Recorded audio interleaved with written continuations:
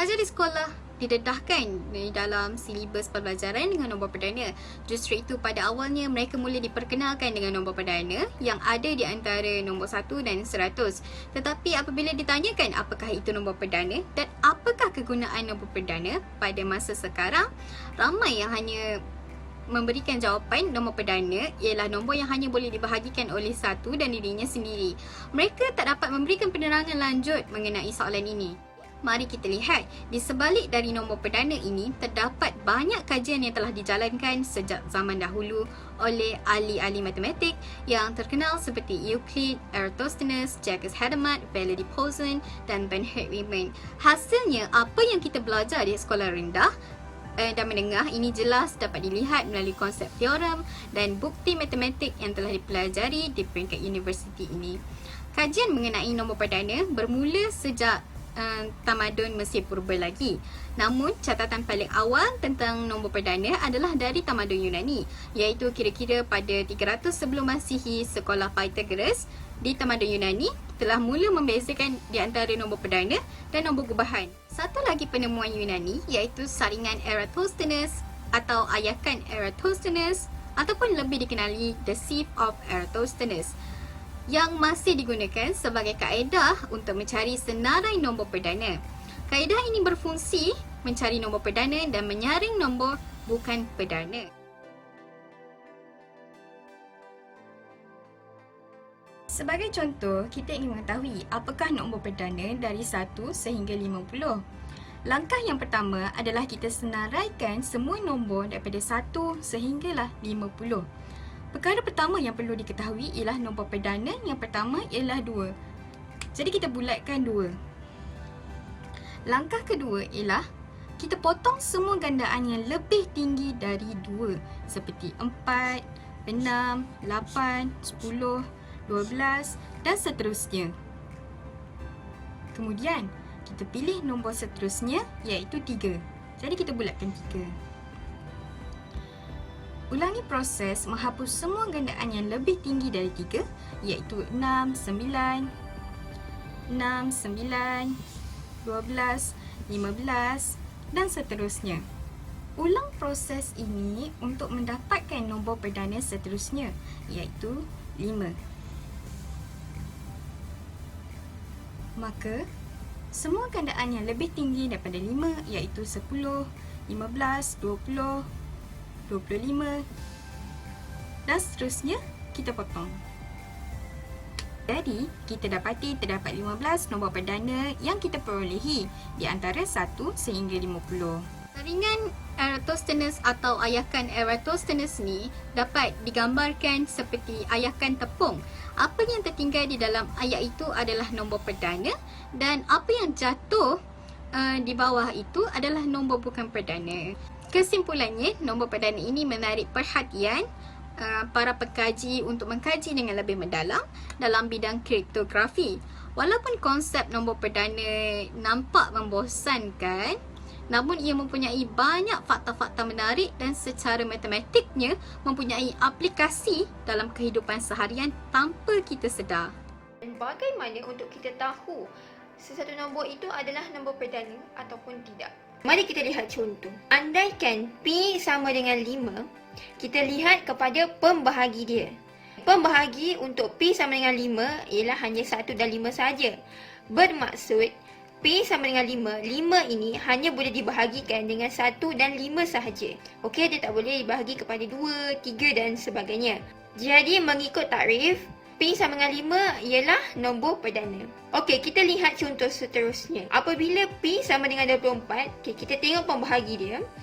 24 boleh dibahagikan dengan 1, boleh bahagikan dengan 2, 3, 4, 6, 8, 12 dan 24. Jadi 24 ini nombor perdana atau tidak? Kan? Kerana dia mempunyai pembahagi lebih daripada satu pembahagi integer selain daripada 1. Iaitu 2, 3, 4, 6, 8, 12 dan 24. Jadi 24 ialah bukan nombor perdana. Nombor perdana digunakan dalam algoritma RSA iaitu antara sistem kriptografi. Apakah itu kriptografi? Kriptografi secara ringkasnya adalah kajian teknik komunikasi yang selamat hanya membolehkan pengirim dan penerima mesej yang dikehendaki untuk melihat kandungannya. Algoritma ini dinamakan sepenuhnya Rivers, Shamir dan Edelman yang merupakan pengasas kepada algoritma RSA pada tahun 1997. Bagaimana algoritma ini berfungsi? Algoritma ini menggunakan konsep kunci awam yang diketahui umum dan kunci rahsia yang hanya diketahui oleh pihak penyakut. Secara ringkasnya, kita menghantar maklumat dan maklumat itu akan dienkripsi dengan menggunakan kunci awam sebelum dihantar. Selepas dienkripsi, maklumat tersebut akan dihantar kepada penerima. Dan sebelum sampai, maklumat tersebut akan dinyah enkripsikan dahulu dengan menggunakan kunci rahsia yang dirahsiakan dari pihak awam. Di manakah nombor perdana ini digunakan? Kunci awam merupakan nombor besar yang merupakan hasil darab dua nombor perdana, manakala kunci peribadi terdiri daripada dua nombor perdana itu tersendiri. Jadi, bagaimana proses RSA dijalankan? Andaikan kita ingin menghantar aduan menerusi email kepada pihak restoran untuk memberi komen tentang kelakuan salah satu tukang masak tersebut. Jadi di sini saya akan terangkan bagaimana proses itu dijalankan menggunakan sepotong ayat dalam email tersebut, iaitu Bad Chef. Dalam proses RSA berlaku, kita perlukan kunci awam dan kunci rahsia. Okey, step yang pertama. Cara yang pertama ialah kita kita andaikan dua nombor perdana, iaitu P sama dengan 2 dan Q sama dengan 7. Seterusnya, kita darabkan dua nombor perdana ini. N sama dengan 2 darab dengan 7 sama dengan 14. Seterusnya, kita cari phi. Macam mana nak cari phi? P tolak 1 darab dengan Q tolak dengan 1. Sama dengan 2 tolak 1 darab dengan 7 tolak 1. P ni daripada sini, Q daripada sini. Jadinya 1 darab dengan 6 sama dengan 6. Okey, langkah seterusnya kita andaikan E ialah enkripsi dan kita pilih E di mana pertama E lebih besar daripada 1 dan kurang daripada 6. Kedua, mestilah co-prime dengan N sama dengan 14 dan phi sama dengan 6. Kita senaraikan nombor yang kita ada ialah 2, 3, 4 dan 5. Syarat yang kedua, dia mestilah co-prime dengan N sama dengan 14 dan phi sama dengan 6. Okey, kita lihat di sini nombor 2, 3, 4 dan 5 saja. Okey, 2 dan 4 tak boleh. Kita tak boleh pilih dia sebab 2 dan 4 ialah merupakan faktor kepada N sama dengan 14 dan phi sama dengan 6. Okey, kita tak boleh guna. 3 merupakan faktor kepada phi sama dengan 6. Jadi kita tak boleh pilih E sama dengan 3. 5 merupakan bukan faktor kepada N sama dengan 14 dan phi sama dengan 6. Maka kita boleh pilih E sama dengan 5. Jadinya kunci awam kita ialah 5, 14. 5 daripada E yang kita cari tadi, yang kita pilih tadi. 14 daripada pendaraban dua nombor perdana yang kita pilih tadi, N.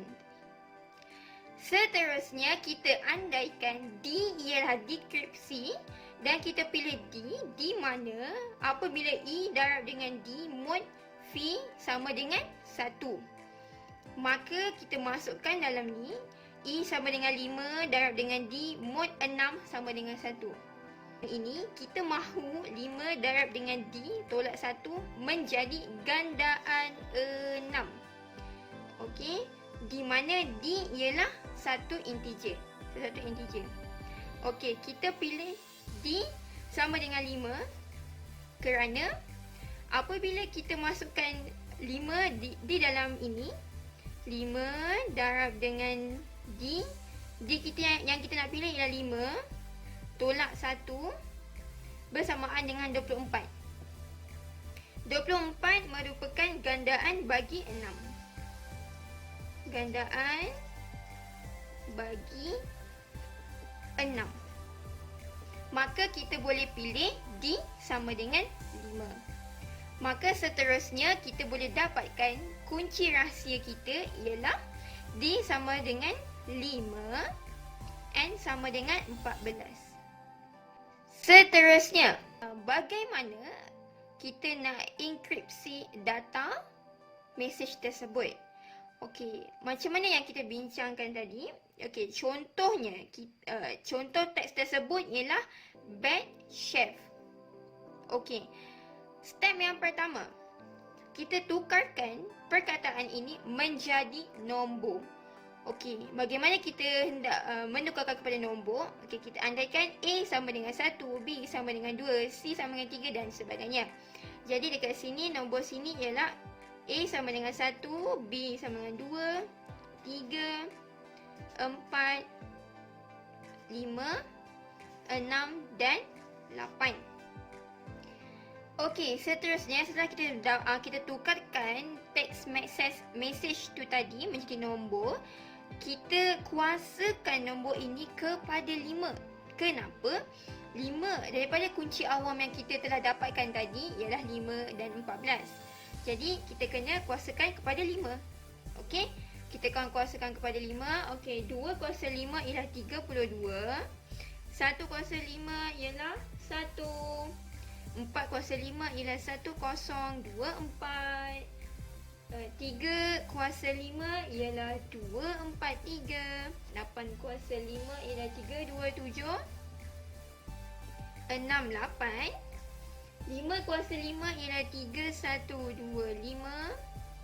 Dan 6 kuasa 5 ialah 776. Okey, seterusnya, nombor yang telah kita kuasakan kepada 5, kita bahagi dengan 14 untuk mencari baki. Atau kata nama lainnya ialah remainder. Okey, 32 bahagi 14. Kita dapat baki 4.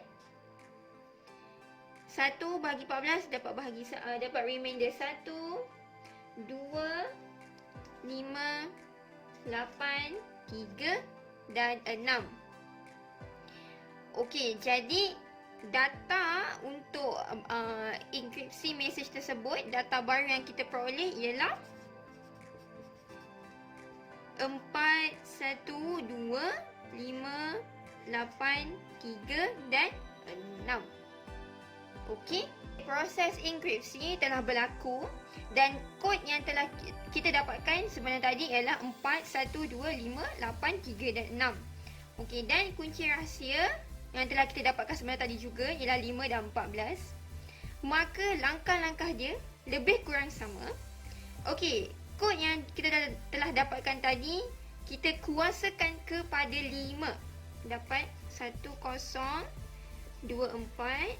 1 kuasa 5 ialah 1, 32, 3125, 3278, 243 dan 776.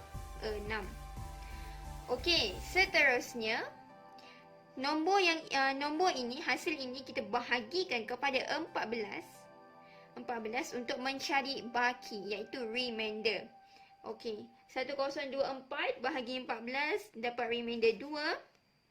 1 bahagi 14 dapat remainder 1. Yang ini 4, 3, 8, 5 dan 6. Okey, kita telah dapatkan baki. Seterusnya kita tukarkan nombor ini menjadi teks asal, menjadi huruf abjad. Okey, kita andaikan A sama dengan 1, B sama dengan 2, C sama dengan 3 dan sebagainya. Okey, jadi dekat sini 2 sama dengan B, 1 sama dengan A, D, C, H, E, F. Kesimpulannya, beginilah proses rahsia dijalankan di dalam sesuatu teks dan kita percaya mendapatkan teks asal iaitu bad chef. Jadi ini merupakan gambar rajah rumusan proses RSA yang telah saya bincangkan sebentar tadi. Jadi penghantar menghantar aduan melalui email dan selepas itu proses enkripsi dan dekripsi berlaku untuk penerima menerima email aduan yang dihantar oleh pengirim tersebut. Jadi selepas melalui kedua-dua proses ini, maka pihak restoran menerima aduan yang dikirim oleh pihak penghantar. Di manakah algoritma RSA ini digunakan? Algoritma ini banyak digunakan di perbankan dan pembelian secara atas talian untuk memastikan keselamatan terjamin. Sebagai contoh, apabila kita membeli barangan secara atas talian dengan menggunakan kad kredit, maklumat dalam kad kredit ini akan melalui beberapa proses sebelum sampai ke peniaga. Algoritma RSA sangat berkesan disebabkan adalah sangat sukar untuk memfaktorkan nombor yang sangat besar kepada dua nombor perdana walaupun dengan menggunakan teknologi yang terkini dan canggih.